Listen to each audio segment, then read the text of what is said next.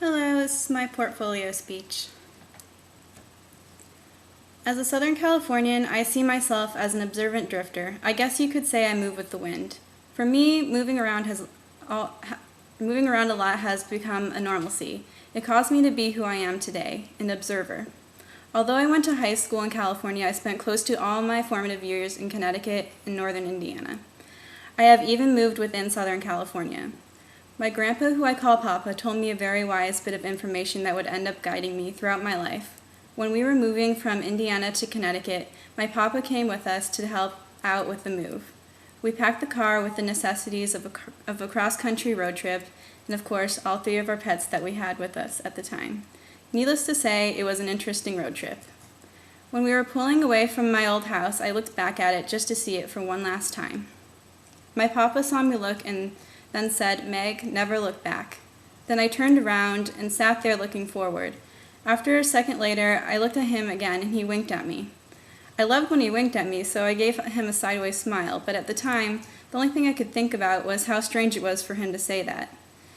Now that I'm older and have experienced more, it makes complete sense. I now realize that looking back never solves anything. You must always stay in the present and look to the future. Leave the past behind you and move forward like the wind. My Papa has since passed away. However, I will never forget him telling me this. Never. This is a phrase that I now live by and must live by because moving seems to be a recurring theme in my life. Now, as I leave for college, my family is moving back to the Midwest. It has turned out that growing up moving from place to place has helped me answer the question of who I am as a Southern Californian. It is easy for me to take note of any difference between places. Also, I have a pretty good understanding of the perceptions that non-Californians have of California because I once had them too. Before I moved to California, I had never been there. Everything that I knew about California was from the media and pictures that I looked at. Moving here was, in a way, sad because change is always hard no matter how used to it you are. But deep down, I was excited. I was going to California. The California with beautiful buildings in Los Angeles and an amazing bridge in San Francisco. The California with Hollywood and celebrities. The California with Disneyland, and the California with constant sunshine. I remember my first few months of school in California very well. It was a complete culture shock. People wore shorts in the winter, used funny slang, and were much tanner than the majority of the people in the Midwest. To be completely honest and not politically correct, I felt like the whitest girl in the world. There I was, little country Meg, thrown into a crowd of 8th grade surfers and such.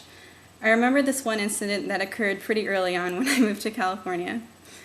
This kid walked up to me to say hi or to introduce himself, and then put his hand in front of me for what I thought would be a normal handshake. Then after he figured out that I was confused, he looked at me and started explaining the cool way of handshaking. It is what I like to call the slide and punch.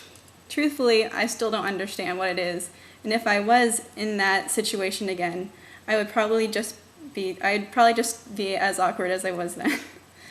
This was something that no one did in the Midwest when I was there, even though I don't think many people do the slide and punch anymore anyways. Maybe it's just a California middle school thing and it's not cool any longer.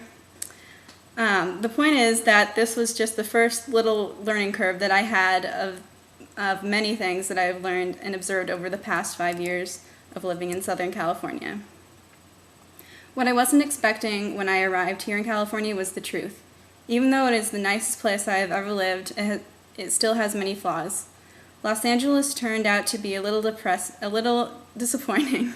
It wasn't all that I expected. The streets were not pretty, there are a lot of bad neighborhoods, and the traffic was horrendous. This is what I remember from my first trip to LA. It is true that there are really nice parts of Los Angeles, like Beverly Hills and Hollywood, but that is only the wrapping paper of the gift. When you look inside, you find something completely different and new from what you had originally thought. Being a Southern Californian means to be aware of the realities of this place and to forget all the hype you hear in the magazines or on TV. It means to be aware of Californian history, literature, and to know your surroundings. For me, being a Southern Californian is all about taking in what I see happening in front of my eyes. Being Californian means a lot of things to a lot of different people, but for me, being an observer is the most important thing. For my part of the project, I focused on the locations within the novel Ask the Dust and the screenplay Chinatown. In my chapters of The Idiot's Guide on Los Angeles locations, I included snippets about the plot of each literary work. Ask the Dust is about a struggling writer in the Depression era in Los Angeles who falls in love with a Mexican waitress. Chinatown is a mystery story about a private investigator hired to spy on a man that was cheating on his wife, but ends up investigating his death instead. I included information about my travels to Los Angeles and tips about going to the locations in Ask the Dust and Chinatown. I focused on the key locations of the works that are major parts in the stories. I described how the locations look today and then used quotations from the works explaining what the locations looked like in the time period that the novel and screenplay were written. In Ask the Dust, the story took place in Bunker Hill, which is still what they call it today. There are signs all over saying Bunker Hill with little arrows pointing in the correct direction. In the novel it says, "One night I was sitting on the bed in my hotel room on Bunker Hill, down in the very middle of Los Angeles." The hotel that he stays at is called Alta Loma. However, there is no evidence that an Alta Loma hotel ever existed in real life. However, there's a street called Alta Loma Road, so that could be where Fonte, the author, got the name. Bunker Hill is in the downtown area of Los Angeles, roughly around 3rd Street and east of the Harbor Freeway.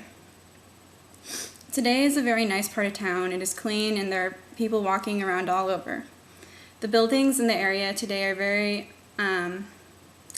they're very big and give you a sense of being downtown. There are even some buildings like the Walt Disney Concert Hall that are modern and most certainly didn't exist in the 1930s.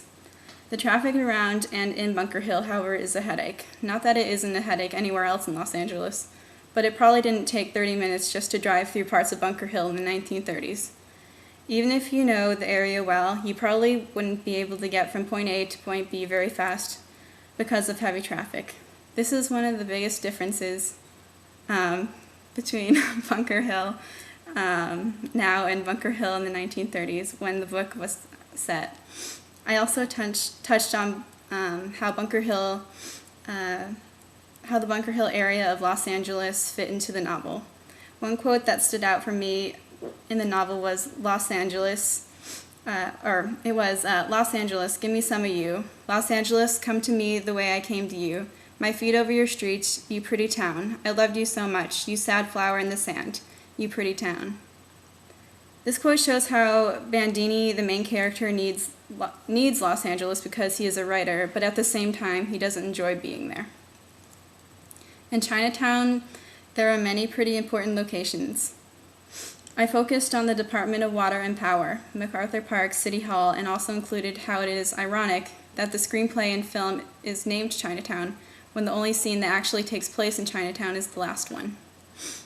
At the Department of Water and Power, there is a ceramic wall with an inscription on it that reads, "May those who live in our naturally arid land be thankful for the visions and good works of the pioneer leaders of Los Angeles, and may all in their time ever provide for its citizens water and power for life and energy." I thought the Department of Water and Power was very interesting because around the building there's a reflection pool and moat that serves as a heat sink for the building's air conditioning system. The last thing that I included for Chinatown are interesting facts about the film that was made in 1974.